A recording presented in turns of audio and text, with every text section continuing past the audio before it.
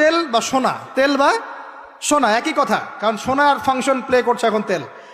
এখন তো যেহেতু গোল্ড দিনার নাই, দিরহাম নাই, এই তেলটা তারা নিয়ে ওদের দেশের আন্ডারগ্রাউন্ডে বাংকার আছে, গ্যালনকে গ্যালন তেল রিজার্ভ করতে থাকলো।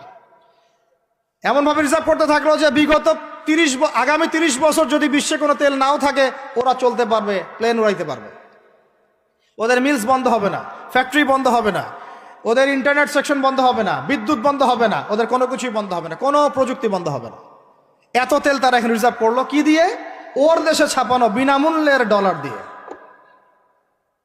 এবং সেই ডলারটা আমরা নিয়ে আমরা মাশাআল্লাহ অট্টালিকা নির্মাণ করলাম, আর মনে করলাম যে মাশাআল্লাহ আমি তো খুব ধনী হয়ে গেলাম, সমৃদ্ধি অর্জন করলাম। আদতে এখানে পশ্চিমাদের সবই লাভ।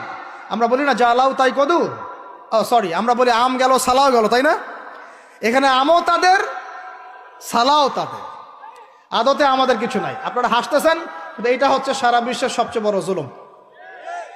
এখন আমরা তো থার্ড ওয়ার্ল্ডের কান্ট্রি, এটা হচ্ছে যারা বড় বড় ধনী রাষ্ট্র, ওদের অবস্থা হচ্ছে এই। আর আমরা যারা থার্ড ওয়ার্ল্ডের কান্ট্রি, উন্নত বিশ্বের দিকে এগিয়ে যাচ্ছে, আমরা যারা আস্তে আস্তে, যে পথে আমাদের দুর্নীতি বাধা, আমাদের এই যে নৈতিকতার অবক্ষয় বাধা, আমাদের মধ্যে আমানতহীনতা বাধা, এই বাধাগুলো আমাদেরকে আগাতে দিচ্ছে না।